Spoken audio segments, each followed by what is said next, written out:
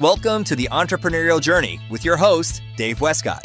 The Entrepreneurial Journey is a weekly podcast that streams live every Tuesday at 9:15 a.m. Pacific on Dave's YouTube channel and LinkedIn profile. Now here's Dave with this week's episode.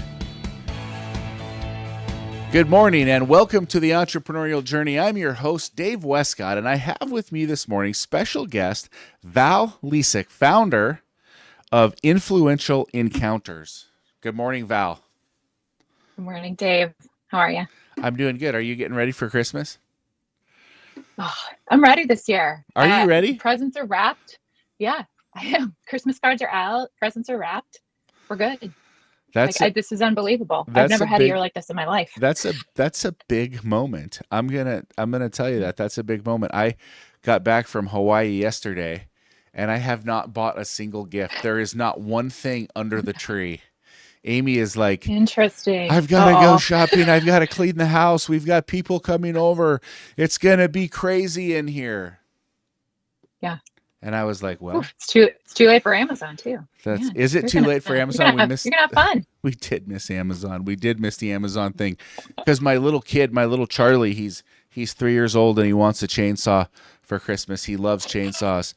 And so I went on there to order to order it on Amazon, and they were like, December 27th is the soonest that's coming, and I was like, all right, I missed Christmas for my little man. So, anyways, I'm glad that you're prepared. I'm glad that everything is rolling well for you. It's great to have you on the show. I saw all of the great posts on social media about Influential Encounters, the program that you guys ran in Boston. That looked like you guys had an amazing time. Tell us a little bit about that. That was actually, before we get to what you did in Boston, talk to us a little bit about what the organization does and what was the brainchild for it? What sparked it? What got it going? Where did it start from a creative standpoint? Yeah, I love that question. So Influential Encounters is we are an organization where we focus on women in male majority industries to help them. Our tagline is to help them meet, inspire, and influence each other and their industries at large. So we have very intentionally started, and by we, I have a co-founder, Jillian Burns. He and I met through my husband, Scott, and they were chatting one day at a SIMA event. And she just has lots of ideas. She's a very creative person. And he was like, you know what, you got to meet my wife. So we got on the phone last July and met each other for the very first time. And within about 10 minutes of chatting, she was sharing some of her kind of dreams and passions around creating these events for women in the snow and landscape industry. And she had done a little bit in construction already for women of that industry, and sharing her heart of just wanting to see them come together more often. And for about a year before that, I had it on my heart to do something for kind of what I call the snow wives. So the wives of those within the snow removal industry, kind of just banding together. It's got a lot of, that first responder type atmosphere, where you never know where your hubby's going to be out the door for days in a row. And just kind of understanding that there can be a lot of isolation and resentment because of that, if it's kind of not handled in a great way. So wanting to see women come together to just not to vent or to complain, but to really encourage each other through some of those hard times. So we kind of put our dreams together within that first half-hour call. We're like, why don't we just try something? Let's just put a dinner together for some women of the snow industry. And let's do it. Jillian is from Boston. So last December, we launched our first event, and we were very happy that we sold that event out. We keep them pretty intimate and small, about 35 to 40 women at each of our dinner events. And the response was just overwhelmingly positive, that women felt like they really needed this, whether they were directly involved in the business itself or kind of that snow wife, like more of my role where you're kind of supporting indirectly. That it was just very needed, and that there was a lot of connections that happened just from that first dinner that were very encouraging to the women there. So that just kind of where it took flight. And we've had a very busy but rewarding 2025. We've had multiple other dinners that have sold out. And then we rounded the year out with a conference in Boston a few weeks ago. Wow, that's amazing. And this is going to sound like a shocker, but to I never actually thought until this call that that and this is so bad, but that on on the wife's side, there's a resentment that gets built up, or that can happen when a husband goes out and plows snow. I never actually thought of that. I never thought in my mind, I'm still trying to wrap my mind around how could that even be. So I'd love to learn more about that. How does that, I feel like Ricky Bobby with my hands right now. What do I do with my hands? Where do they go? My hands. Just put them down, yeah. Ricky. But but as I'm thinking about it, I can see that happening, right? It starts snowing on a Friday. Nobody helps with school. Nobody helps with dinner. The kids are going crazy. It's all weekend gone. You're not back till Tuesday. And then you just want to sleep for a couple of days while you recover from being up for 60 or 70 hours. What are some of those resentments that you see getting built up? What are some of those things that happen? Well, I think it's exactly that, Dave. I think it's the slow buildup. So I think back, and I think this is especially difficult for the women who are working and have young children at home. So everyone's situation is unique, right? But I think there's just an extra element. So when I felt the most resentment building was when the children were really small, and I was working a corporate job that was very demanding at the time, and the kids would be so excited to start jumping up and down when they see the snowflakes falling. And I would just be like, oh, here it comes. Okay. You kind of prepare for war. And you're exactly right. They're leaving for sometimes days at a time, and they're busting their butts, this isn't a knock on, they're just going to have fun or something. This is hard work. But on the other side of it, I think it's, you still have all of your responsibilities if you're a working mother, that you have to keep up with. And in addition to that, you have to keep baby's diapers clean and and keep food on the table and all the things. I think it's reflective of, I think, what builds a lot of resentment in relationships, especially marriages, is just that what we call mental load on the woman as she's processing a lot of different things, keeping up the home and a lot of times working as well. And it's in my mind, it's just a root of bitterness that can come through. So that is something that I had to work really hard to uproot. And I initially did not have a lot of tools to kind of eradicate that bitterness and really kind of step back and see the full picture of this man is out there building our legacy and the foundation for the life we live and our lifestyle, and kind of just getting beyond myself to say, I can acknowledge what he's doing and actually approach this snowstorm with gratitude. And that just takes time, right? So I think it's that encouraging other women to, sometimes we need to vent and get something off our chest. But a lot of times it's hey, you know what, you're strong enough to do this, and your husband's out there, your partner, whoever's out there working really hard. Don't lose sight of the big picture. Sometimes we just need to be reminded of that in challenging times and not let the resentment grow. But that's hard work. That is hard work. You mentioned that you added some tools to the toolbox. What are some of those things that you put in place to work through that?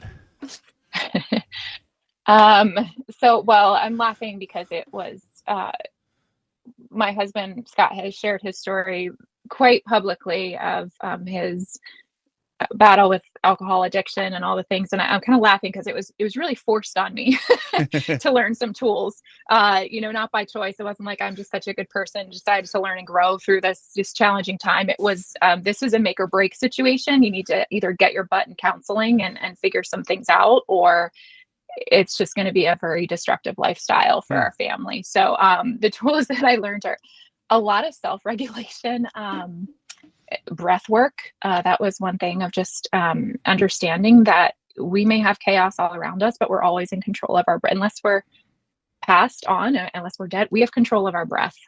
So that is something that, it sounds so basic, but I do resort to a lot when kind of feel those anger or frustrations really start to build. That's on a very basic level.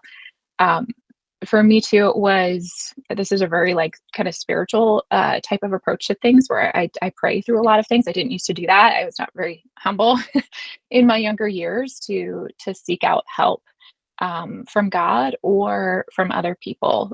So that was kind of so it was, breath work, kind of that tactical portion, the spiritual element of prayer, and then really expanding my community, which again is where influential encounters can really come into play. And what we see as the mission there is to expand community. When you're alone in something, it seems that seems like your whole world, right? Yeah. Like we only need a few people to come into our close circle to remind us of, sometimes who we are, what's important, what we need to do to keep our heads on straight. So my support network ended up being my counselor for a time, and then understanding that I needed people who were going to not just pat me on the back and challenge me and be like, oh yeah, your husband's such a jerk, he's out, having so much fun plowing snow. Like, no, like someone that's going to remind me of just the bigger picture and challenge my negative thinking and push towards something more fruitful. Wow, that's pretty cool. I love that. So really what you did was you're focused on some breath work. I love the breath work, getting calm, getting relaxed in the moment. You're praying through things. God, you've got this. Work through this. Help me through this. And then, kind of understanding that, when you're alone in something, that's, that can be the whole world, that where you can be centered. So through things like influential encounters, through your counselor, through peers, through people that you connect with, expanding that community has opened some doors, and really taking those three initiatives really added those tools to the toolbox and have enabled you to more embrace this than despise it. That's kind of what Absolutely. I'm hearing. Yeah. And Absolutely. I love that. And Yeah. I love that you said, building legacy for your family, and, what your kids see, and how you grew up, and how you've, matured as a wife, a mother, an entrepreneur, as all of these things. As the years tick by, we get smarter and smarter in how we handle things. I love Sure. that. How have you taken that, what you've learned there, this foundational work, I'll call it, that you've built? How have you taken that into influential encounters, and started supporting other women in the industry, or other women in other industries that are male dominated? Absolutely. Well, the community part, I'll kind of start there because that is kind of our most obvious. Mm-hmm. Our tagline is that meet, inspire, influence. So the point of having our dinners or these in-person get-togethers and keeping them kind of on that small level is that so women can, number one, meet each other, but kind of get, I think we can all relate to stepping into a room where it's like a networking event or dinner, or maybe at a conference, there's this big party and there's just hundreds of people in the room. And when you think about those experiences, usually it's, hey, how are you? Good. How are you? Weather. Yeah, great. How's your dog? Like, you just kind of have all these surface level conversations. Whereas when you keep the numbers very small, we have seen women are just so much more apt to just be vulnerable and tell, hey, here's what's happening in my home. Here's what's happening at work. Here's something I'm struggling with. What's your opinion on it? So our dinners are, they're really happy and they're really fun, but they're also very productive. We cover a lot of topics just around the table. And there's just kind of this natural atmosphere of trust and being able to be vulnerable with each other. So that community aspect is what we kind of look to accomplish through the meet and then inspire. And then that influence, that's a piece that takes a lot of time, and where we see you can absolutely feel good when you walk out of a room after a dinner or an event or anything like that. But influence is something that takes a lot of time to develop. It requires a trust to be built with whoever you're influencing. And that's where we saw more opportunity to expand beyond dinners. So the conference was a great example of that. We had multiple sessions that were going over things that would help women within male majority industries specifically, but we opened it up to males as well. That was the first time we'd ever done that, where we wanted the males to come into the room and also learn techniques for hiring, retaining, creating these environments where people can be at their best and perform their best work and be most productive. That was really encouraging. And then the final piece of that, expanding the community and really having it touch on the influence portion, is we created an ambassadors program, which is really our learning cohorts that will be starting in February of 2026. We have our first one all locked in and ready to go. And that is walking women through what they have told us are some of the struggles that they are encountering on a regular basis. I'm having trouble setting boundaries. I'm having trouble communicating with a male leader or manager or business owner. And I don't know how to establish myself as kind of authoritative without sounding like a nag, or just kind of these negative things that can be said about women when they speak up. So kind of really earning that respect and being able to use our voice within the workplace. So a lot of communication skill building through this course that really touches on the environments as they are today. And that goes well beyond the snow and landscape industry, right? That's really any male majority industry. And that's our eventual goal, is to just help women, regardless of what type of industry they're in, to communicate and have confidence. Yeah. I love that. I love what you guys are doing in building. You know, I'm gonna share my own feelings about similar group, and I'll tell you what I think, and I'll see how you guys are handling something like this, because I think as you get together in these groups, and I've been in these groups for years. Obviously I haven't been in yours, but as I've been a part of groups through SIMA or through other organizations like EO or YPO or different things where people get together, I think there's a real power in the connectivity, right? Where you get this real power of this connection, and you can have these amazing events. And then when you leave the event, it's like, oh man, that was awesome. That was life-changing. And then you build these connections. And then as time goes by, you think that you have a relationship, you think that you have connection with people, and then it falls off until the next time you get together. And then when you get the next time you get together, you kind of pick up the pieces and you put it back together. And I was thinking about that, just being a part of several masterminds. Like I'm a part of a snow mastermind with, some guys, and, it's kind of a cool group and whatever. But what I was thinking was that, oh man, we get together once a year, we go on this retreat, we have this program, and it's really nice. And in that 3 or 4 days that you spend together, you get deep and you share things about your business, what's going on. And you might share things, about your spouse. Oh man, I'm working on this, or these are my goals and dreams for the year. And, you lay those things out, and then, maybe you'll have a check-in once, or something will come up, and then you'll get together the following year. And, I was thinking about that, and I was thinking about that through, my dad passing away, right? I lost my dad a little while ago. And while it's not the end of the world, my dad was older. I'm glad that he's gone, because it's better for him. He was 92 years old.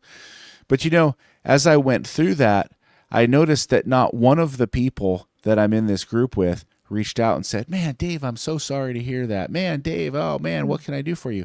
And, I reflect back on that, because I think to myself, one, that doesn't make you feel good.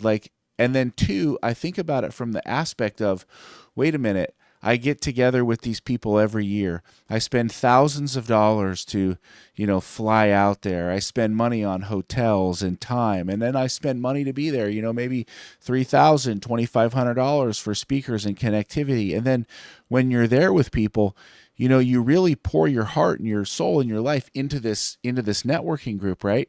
But then when something happens in your life, and then you don't get that connectivity. You don't get that, hey man, are you okay? Hey, checking in to see if everything's all right. Hey, how are you doing? Can I do things? Not that you want it, but you think about that and you reflect back and you say to yourself, I don't think I'm going to be a part of that group anymore. I don't think I don't think I want to participate with those people.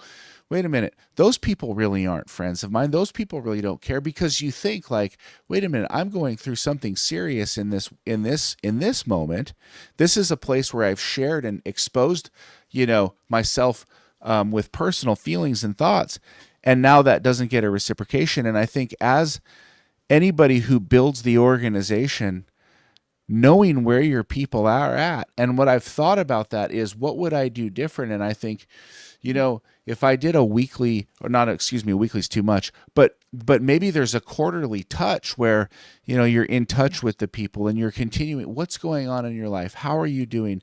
Because you're talking about a lot of things here that, that are personal. Like, you are talking about things like boundaries, and you're thinking about, things like communication and, and building that networking. And I think the power of the network grows exponentially when you're able to reach out and touch that person in crisis, right? Like the text message in crisis, the email in crisis, the phone call in crisis.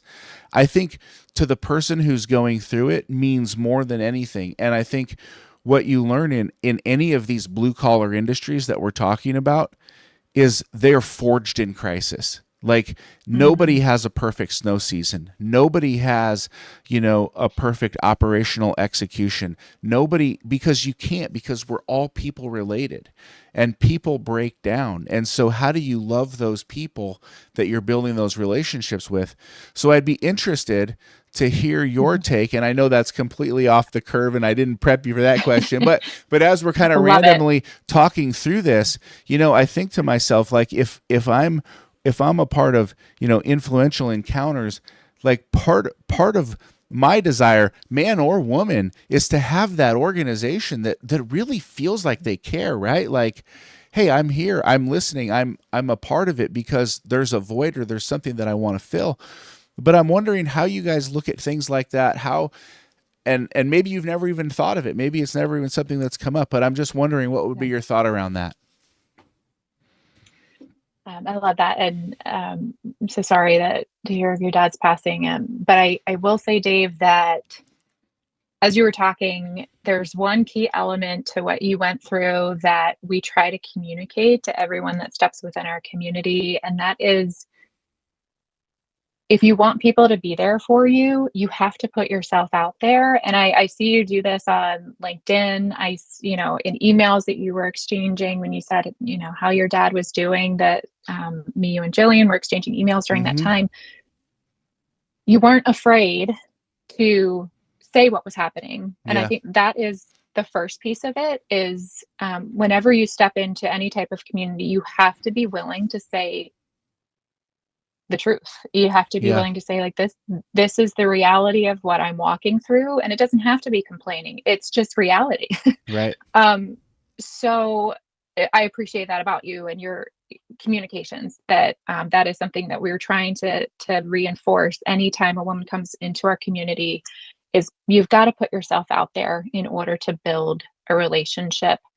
And then after that step, we put a lot of thought into it. Every dinner, like, women who have been to every single dinner of ours are so sick of us saying this. We're like, don't let it stop here. Get 3 numbers of people that you never met before. You don't have their phone number. Get 3 numbers before you leave here and keep in touch with those people. Start a group text.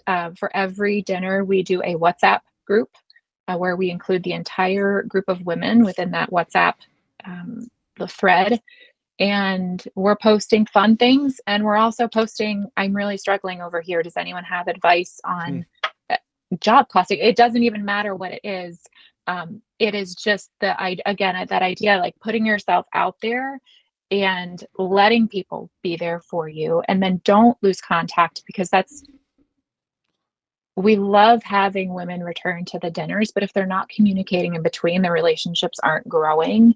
So, and that is part of what we do go through in the ambassador program is, you have to build trust by repetition and by showing up consistently. If you're only doing that once a year, your relationship's not going to grow. You're not going to be able to be there for each other during crisis. But we've seen, I'm thinking of one woman who was at the dinner last year. She ended up having to liquidate her business. It wasn't a fun time. And we watched women surround her and help her get in contact with other businesses in the area and help her kind of get through that process.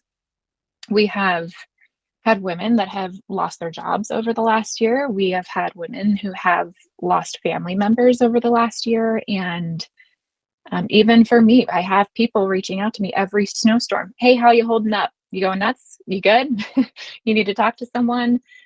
Those are the touch points that we consider completely essential to building a strong community. Is you have to show up, and you have to show up consistently. Otherwise, it's just another dinner. It's just another event, and that's nobody needs that. I love that. I love how you're building.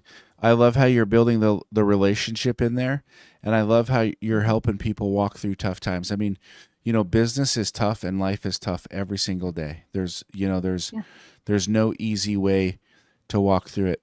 Now, this is going to be an interesting little topic that I bring up.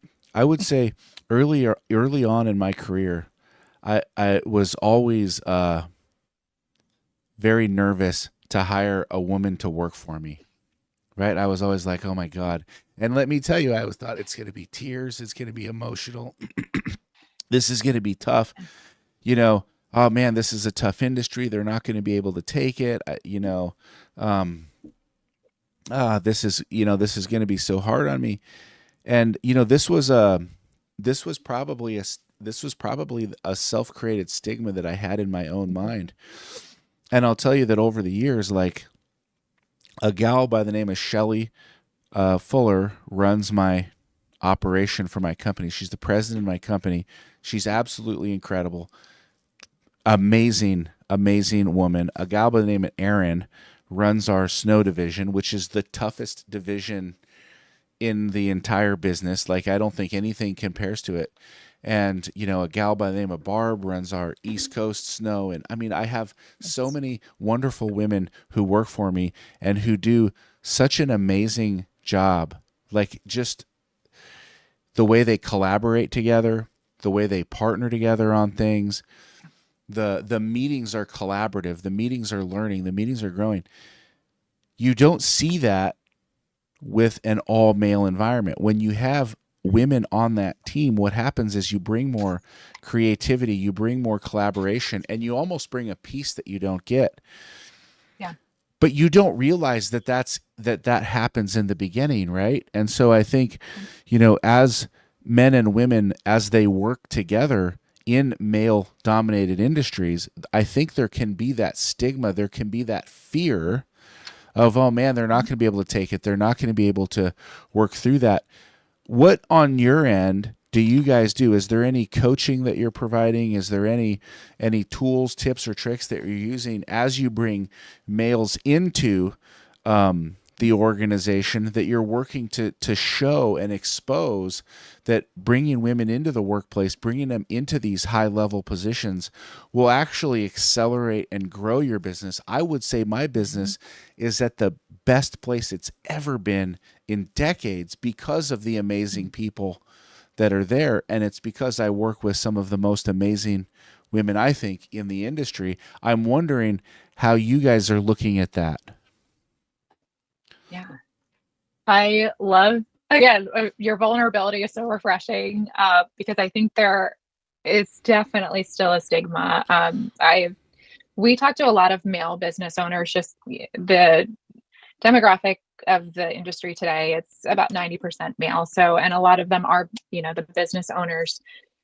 So we talk to a lot of them, and that was a resounding theme that we heard from the male side of things over this past year is around the fear.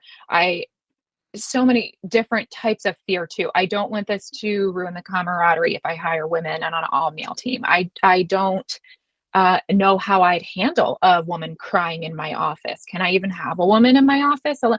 All these different fears that are really holding the industry back from kind of opening up to a more balanced demographic there.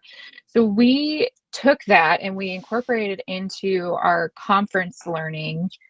And after our opening keynote, the very first session that we had was with Phil Harwood as kind of representing an attorney's perspective. And then we also brought in Shannon Vlieger from Douglas Dynamics she's the senior vice president of HR there at Douglas. And we had a session on eliminating fear and kind of getting past those stigmas to say, how do we take the fear out and instead replace it with a filter of how can I be seeing this differently? A lot of that does come into just an awareness of how that diversity of having a more mixed team will create a higher level of innovation, higher level of productivity. So just kind of bringing the awareness, but also to remove some of the fear of getting in trouble for certain things. Or we ended up having a panel on it later in the day with Greg Cole, Bob Marks and Katie from EMI were on it, talking about how important it is to communicate really from, before you even hire someone, a woman, of this is the kind of culture we have, this is the atmosphere we try to create, this is how you can approach leadership if you have a certain type of issue. So it's really, again, I feel like everything always comes down to communication and being able to, express concern or a better way of doing things within the workplace. That is so important for women to feel like they have a place. And then there are a lot of tools that Shannon and Phil were going over to try and get rid of some of that fear and instead say, here's some things you can do instead to try and get rid of that stigma. But that's going to take time, right? I think it's still very prevalent in the industry today. And I think it just comes with more people talking about it and more people sharing about how they're overcoming that fear and the results they've seen from doing it. Mm-hmm.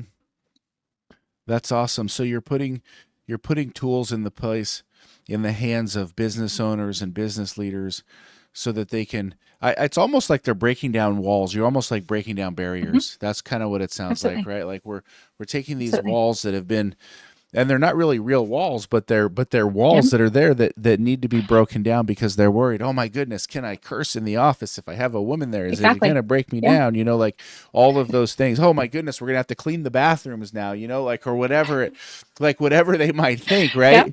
Yeah. Like because but that's how you want to have a professional organization, right? Like you shouldn't have an organization that's like, ooh, we're going to have to stop telling dirty jokes, or we're going to have to stop cursing, or we're going to have to clean. Like you don't want a business, to be perfectly honest, that's like that, because you can't scale that business.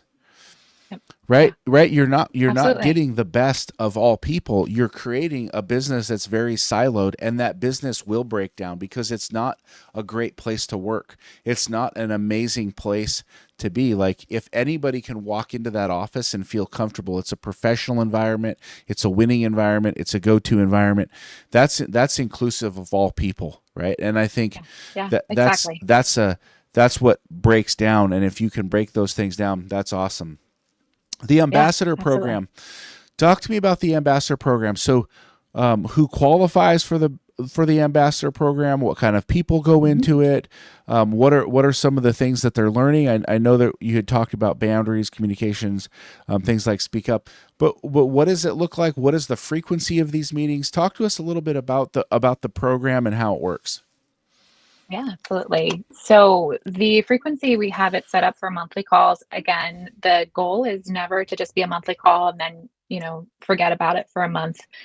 So we do group text that are available to reach out to anyone in the ambassador group at one time. We did a pilot last year, very successful. Again, we keep the groups pretty small, so we're looking maximum 8 to 10 women within each cohort. So what they'll do is they go through, we have these 6 core topics that, again, are based on the feedback we've received, are areas of challenge or struggle that come up repetitively for women of this industry. And Jillian and I have developed our own kind of portion of the curriculum So, for example, we're in boundaries, we're going over that they are not walls to keep people out, but they're actually doorways to help you step through into something better. Just kind of a lot of reframing. Uh, Again, like getting rid of any type of stigma we may have around a certain concept and just trying to reframe it into what it can actually do for you in your professional life and also your personal life.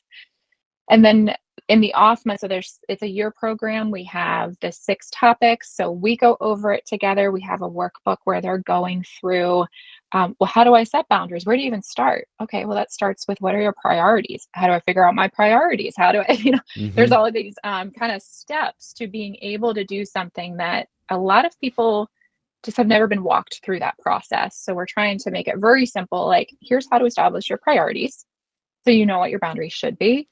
And then here's how to set those boundaries and how to communicate those boundaries to anyone within your family, within the workplace.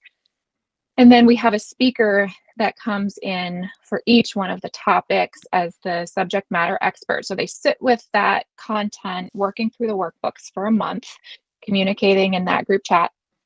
And then we bring in kind of the subject matter expert who can come in. They're ready with their questions, their struggles, like, hey, this didn't work for me, or this isn't resonating. I just don't get this. They can bring that question to someone who is not Jillian or myself, who is really considered to be an expert on that topic, and kind of get that resolution so they can solidify their learnings and their kind of growth plan from there.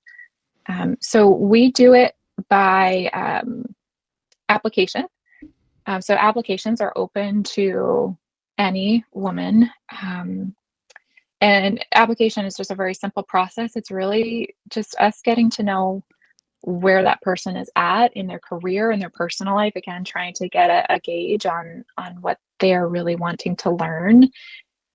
And we're seeing very quickly that our group is resonating, especially this ambassador program. It's resonating very strongly with 2 types of women. We've had women coming to us who are towards the end of their career, who are saying, like, I just really want to mentor someone. I feel like I have so much to give. I can't leave it, all in this hidden box. I have to pass it on.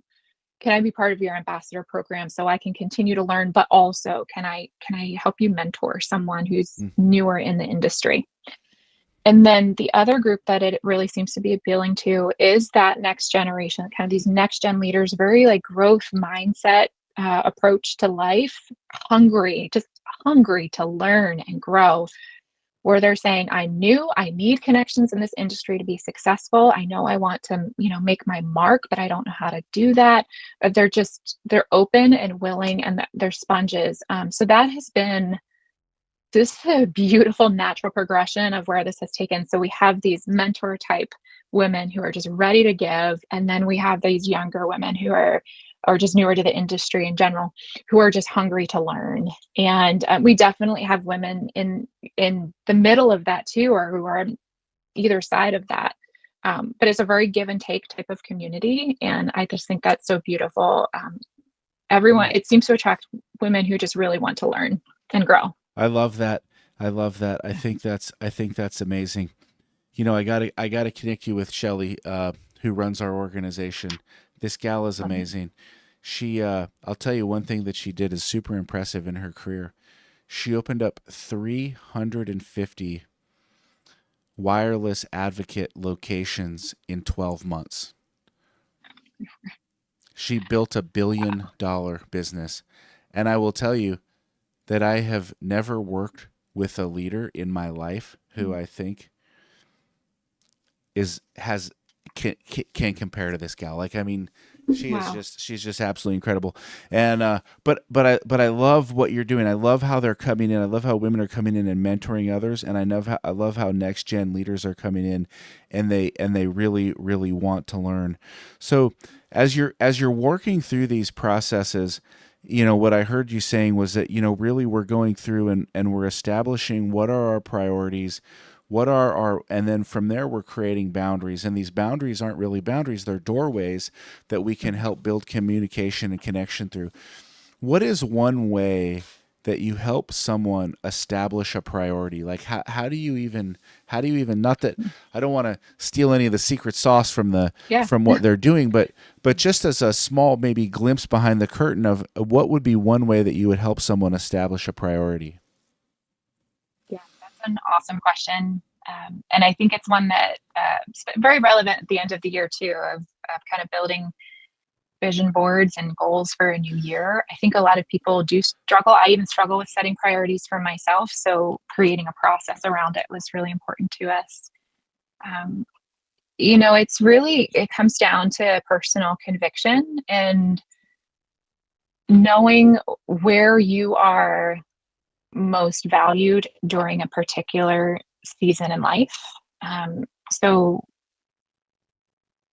we say during our program that, women, I think, we've been fed a little bit of a lie along the way that we can have it all. And, I do think that sky, space, whatever is the limit for what we can do. But we say in our program, you can have it all. You just can't have it all at once. That's So cool. really know where do you need to focus? What is the prime value that you can have in this season, and only make priorities for this season? Yeah, you can have 10-year goals, you can have all that, but know where you are most needed this season. And maybe this season is for yourself.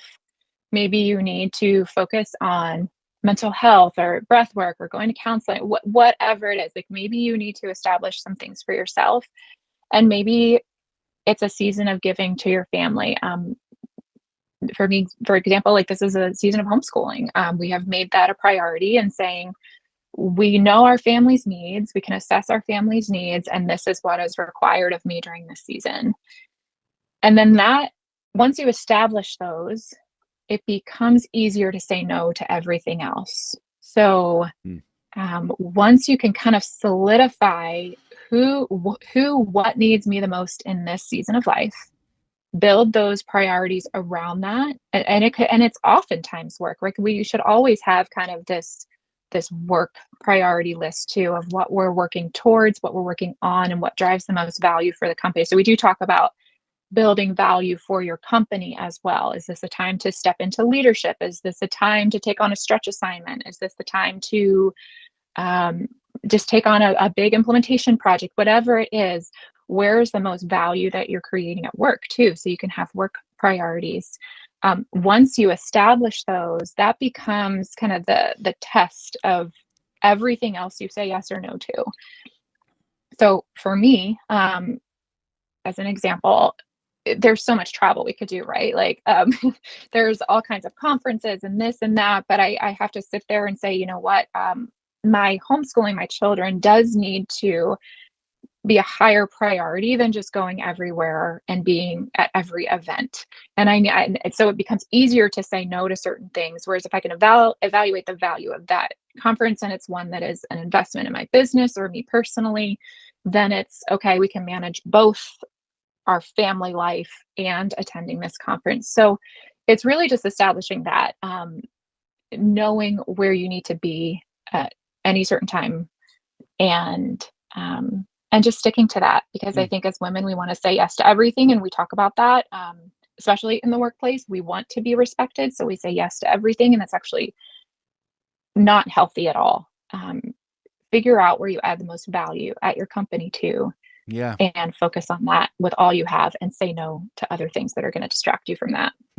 That's amazing. I will tell you that I like to say yes to everything too. I have this problem as well. I like shiny things. But I'm going to say this is something that you guys do as a family, that you and Scott do as a family. Like this thing about priorities, this is like, I don't know if it's a core value of your family, but it feels like a core value. Like it feels like something that really resonates with you, because just as something that I think is a relevant thing to share was, Scott, he's a great guy, your husband, obviously, he was invited to join the SIMA board last year, And, they were slow on some of the things that they had on their end. And by the time they got around to saying, hey, Scott joined the board, he had made some other arrangements or had set some other things up that he was doing. And he came back and said, no, that's not going to work for me this time around. Thank you very much. But I'm going to actually have to decline at this point because my priorities are already lined up. Now, being on the SIMA board is a big deal, especially in the snow and ice industry, but he had conviction to his priorities. I'm sure you guys talked about that. And then, the SIMA board asked me to call him and say, hey, this guy, get him back in line on here. So I called him and he still stuck to the conviction of, no, I've lined out my priorities. This didn't fall into it. It had at the time, but because, you guys didn't make the decisions when you had, said that you would or whatnot, nothing to them being a mistake, but just delays that happen in life, whatever.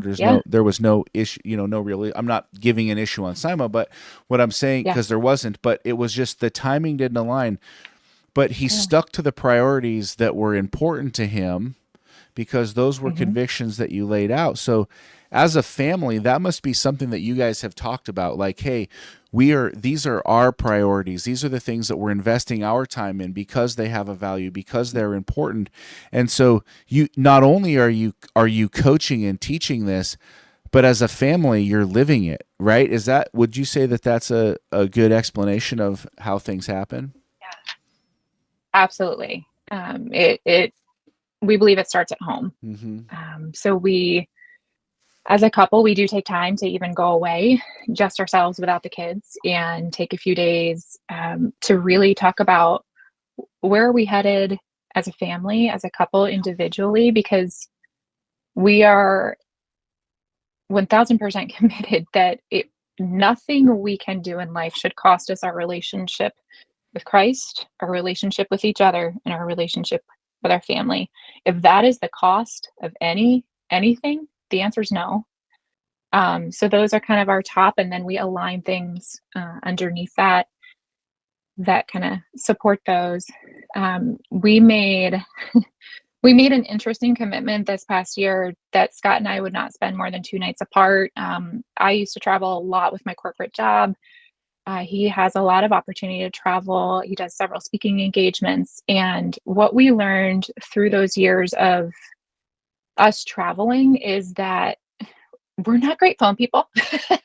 We don't pick up the phone like, hey, how was your day, honey? Like, we kind of just go. And we really lose connection. After a couple days of not having these, good, fruitful discussions, we lose connection. So we said, you know what? If that is the cost of us going away for a week at a time without each other, we're not willing to make it. So it does help that we are both working within the same industry. That is such a blessing, but it's also by design that we want to prioritize our connection together before anything else. And if we're in alignment, that makes us stronger at whatever we're doing.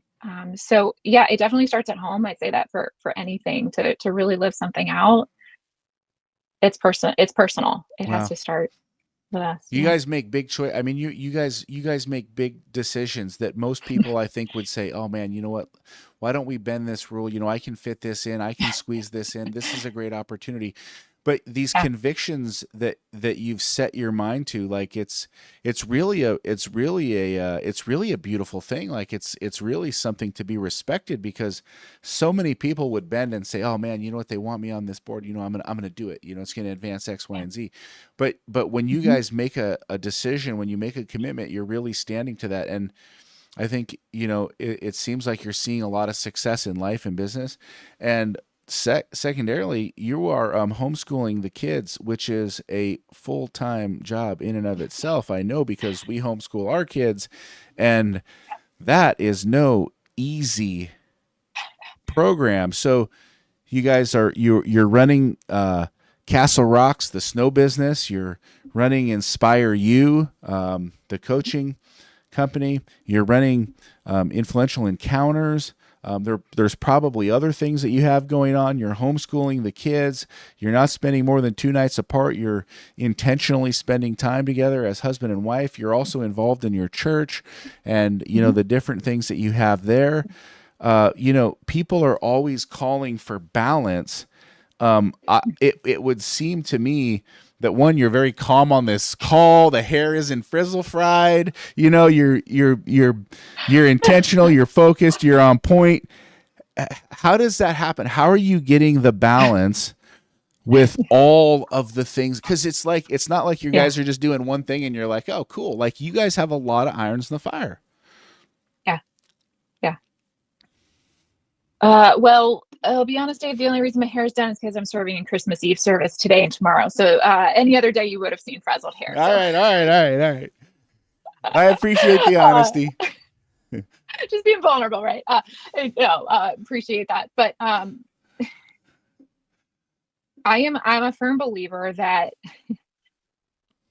I think we each have a call. We each have a purpose. We each have a calling. Every single individual placed on this earth has a purpose and a calling. Again, they're different in different seasons of life.